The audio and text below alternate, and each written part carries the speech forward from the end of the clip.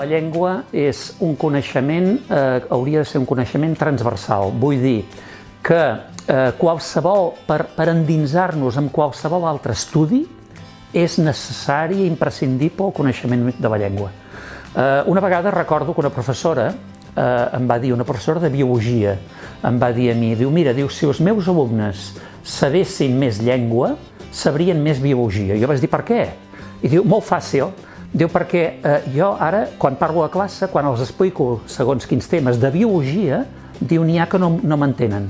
I per altra banda, si els dono a llegir articles, diu, també n'hi ha que es queden amb un coneixement molt insuficient.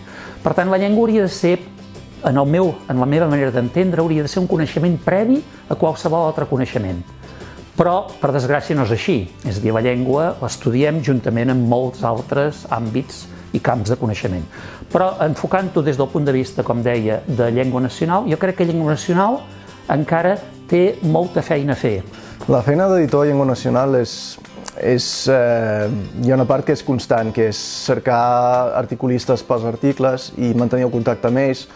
Jo sempre he intentat tenir una diversitat de veus, extreure d'aquest pou sense fons, que és la llengua catalana, unes opinions i plantejaments tan diversos com siguin possibles, sobretot a nivell de llengua.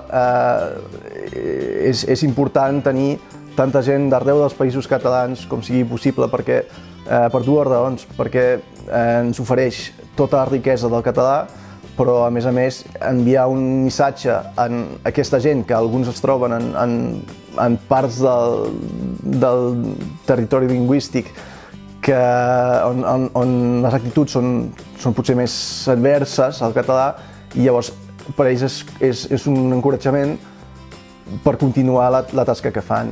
El que es preocupa no és gens fàcil, és aquesta evolució, primer d'evolucionar el llenguatge dels joves, però sigui dins els articles de la llengua.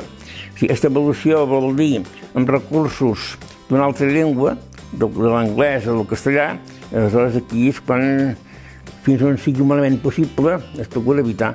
Entre els temps es procura evitar-ho. Donar recursos d'hores noves, però que siguin propis de la llengua, substancials de la llengua. Avui, sobretot, hi ha una cosa fatal, que és un cert sentit de l'humor, un maleït sentit de l'humor, que fa que faci gràcia expressar-se incorrectament. Això no ho fas amb els dos. Això és molt perillós. Això s'hauria de combatre amb tota la força, amb tota la vehemència. Fa gràcia dir-ho malament. Això, d'altra banda, és el recurs de gent que no tenen prou capacitat, prou competència per expressar-se correctament, i no, en que sí fa gràcia.